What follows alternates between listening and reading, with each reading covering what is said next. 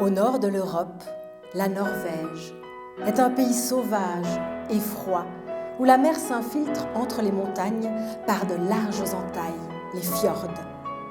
C'est dans ce pays hanté, dit-on, par les trolls que vivait autrefois Peer Gynt. Il était vif et malicieux, mais ne songeait qu'à s'amuser, à se battre et mentait comme il respirait. Tu te bats avec les pires garnements de la ville. Tout le pays nous montre du doigt. Laisse-moi le temps, répliqua Peer Gynt d'un air faussement contrit. Je ferai quelque chose de grand. Je te le jure. Je serai roi, prince et même empereur.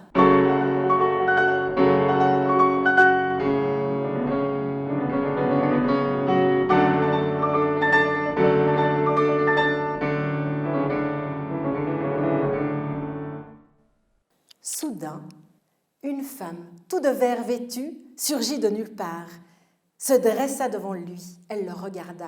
« Moi, je suis la fille du roi de Dovre, la montagne que tu vois là-bas. Quand mon père se fâche, toute la montagne tremble. » À ces mots, surgit un gigantesque cochon gras et rose, harnaché comme un cheval. Peer Gynt le saisit par le licol, sauta sur son dos, jucha la femme en vert devant lui et galopa à bride abattue, se laissant guider par sa monture.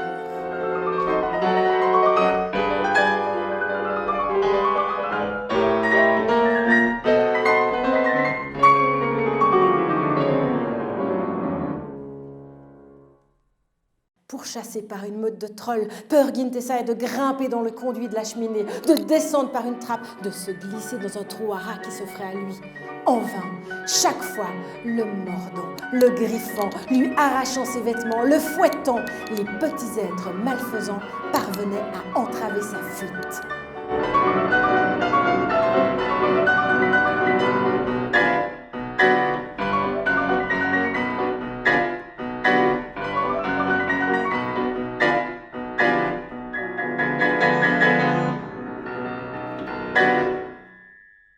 Aussitôt, comme par enchantement, tous les trolls s'enfuirent en hurlant, laissant Peer Gynt évanoui. Le jeune homme éprouva une sensation étrange.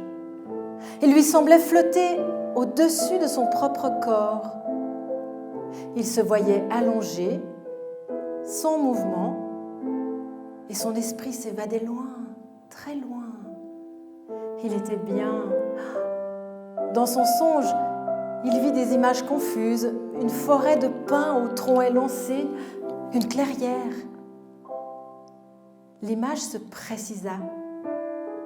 Il y avait une maison en rondin de bois, comme on en trouve dans les forêts du Nord.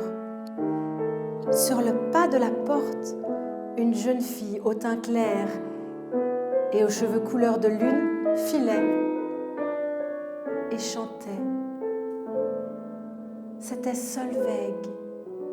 Son chant pur monta au-dessus des pins, enveloppa Peer Gynt de sa douceur.